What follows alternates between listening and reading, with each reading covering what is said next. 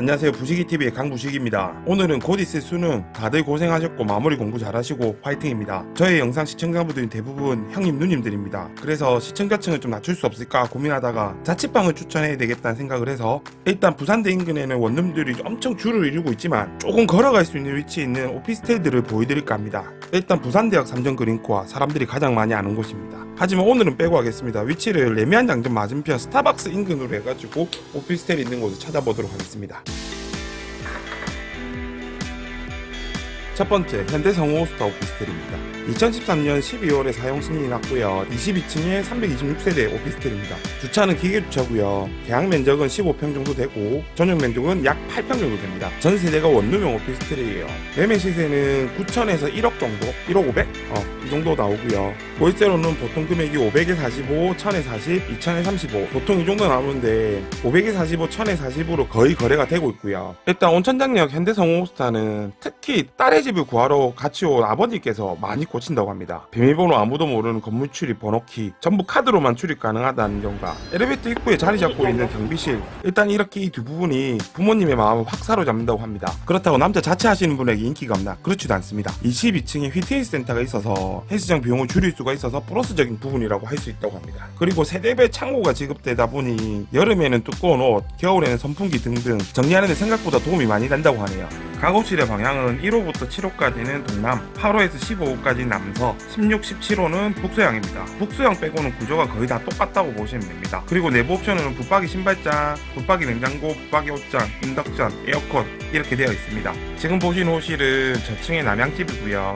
분명히 설계도면이 조금씩 틀리다고 나와요. 근데 별반 차이가 없어요. 거의 동일하다고 보시면 됩니다. 그리고 당연히 영상을 업로드할 때는 매물이 아마도 없거나 다른 호실이 있을 겁니다. 실제로 임대매물 회전이 워낙 많이 이루어지기 때문에 그때그때 틀려요. 당연히 영상 찍는 호실보다 컨디션 좋은 호실도 있을 거고 컨디션이 안 좋은 호실이 있을 수도 있습니다. 영상으로 먼저 한번 보시고 실물을 직접 보시고 계약하셔야 돼요. 실물도 안 보고 계약하고 나면 엄청난 낭패를 봅니다. 그리고 방금 했던 말에 반대긴 한데 워낙 귀하기 때문에 전세 얘기를 하는 겁니다. 요즘 뉴스를 보시면 전세 대란이란 말을 많이 하죠. 오피스텔 전세는 그전부터 더 심하게 없었어요. 오늘 보여드릴 오피스텔은 모두 다 똑같습니다. 직접 부동산 사무실 가셔서 전화번호 주시고 나오면 연락해달라, 연락받으면 가계약금 바로 쏘셔야 됩니다. 거짓말 조금 못해서 전세가 접수되면 빠르면 1시간, 늦어져도 이틀 안에 가계약금이 들어온다고 하네요. 현장에 있는 부동산 사무실 가서 접수해놓고 기다리는 대신 하루 만에 나올 수도 있고 한 달이 걸릴 수도 있다는 점 유의하시고요. 두 번째 보여드릴 오피스텔은 온천장역 삼전그린코아입니다. 온천장역 삼전그린코아는 1동과 2동으로 나눠져 있고요. 1동과 2동의 구조가 조금 틀리고 1동은 오피스텔로 등기가, 2동은 도시형 생활주택으로 등기가 되어 있다는 점과 1동은 동향, 2동은 서향을 보고 있으며 동향은 도로를 보고 있고 2동은 금정사를 바라보고 있지만 상업지에 지어진 오피스텔이다 보니 일조권에 전혀 신경을 쓰지 않고 건물이 올라와서 14층 건물을 마주보고 있습니다. 그래서 옆 건물이 간섭이 되다 보니 15층 위로 올라가면 시원하게 뷰가 보인다는 점을 참고하시면 될 것 같아요. 매매가는 7억 8천에서 1억 정도 형성되어 있고 월세 가격은 500에 40, 1000에 35, 2000에 30 정도 형성이 되어 있습니다. 마찬가지로 주로 거래되는 금액은 500에 40, 1000에 35의 거래가 가장 많이 이른다고 보시면 됩니다. 주차는 주차타워입니다. 집 크기는 계약 면적이 13.5평이고 전용 면적이 7평에서 8평 정도 됩니다. 사용 승인일은 2014년 12월이고요. 지금 보시는 호실은 1동의 고층의 집에 왔습니다. 전용 면적이 현대성우호스타보다 조금 작기는 한데 큰 차이는 못 느낄 정도였습니다. 옵션은 붙박이 신발장, 붙박이 냉장고, 붙박이 옷장 등, 그 다음에 시스템 에어컨. 성우호스타랑 차이가 나는 게 인덕션이 아니고 가스레인지를 사용한다는 점이 좀 틀립니다. 프로 자취러가 돼서 요리를 좀 더 잘하고 싶은 분들에겐 추천합니다.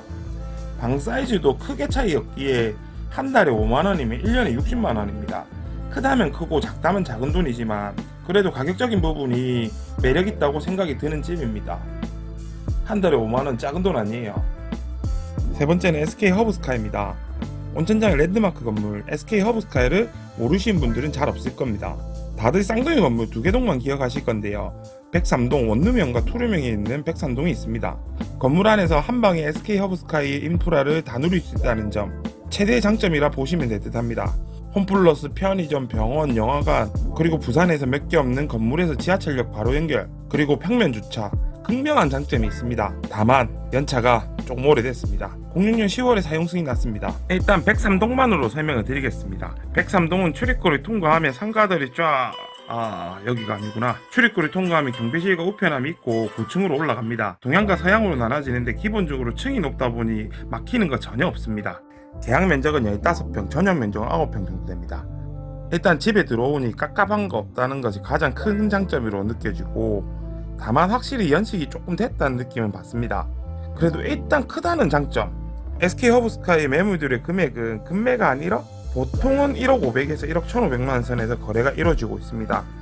투룸들은 500에 50, 1000에 50씩 이렇게 거래가 되고, 제가 보여드릴 호실은 500에 40, 1000에 42 정도로 보통 거래가 이루어지고 있습니다. 옵션은 비슷합니다. 붙박이 냉장고, 붙박이 신발장, 붙박이 옷장, 에어컨. 연차 이런 거 신경 안 쓰고 솔직히 크고 깝깝한 거 없고 막히는 거 없고 건물 안에서 모든 생활이 가능하다는 장점, 이런 걸 느끼고 싶다면 SK 허브스카이가 딱 좋다고 생각합니다. 특히 비 오는 날 우산 없이 지하철에 탈 수 있다는 장점, 그걸 느끼는 분들에게 추천을 합니다.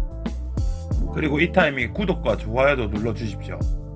네 번째, 금정나움.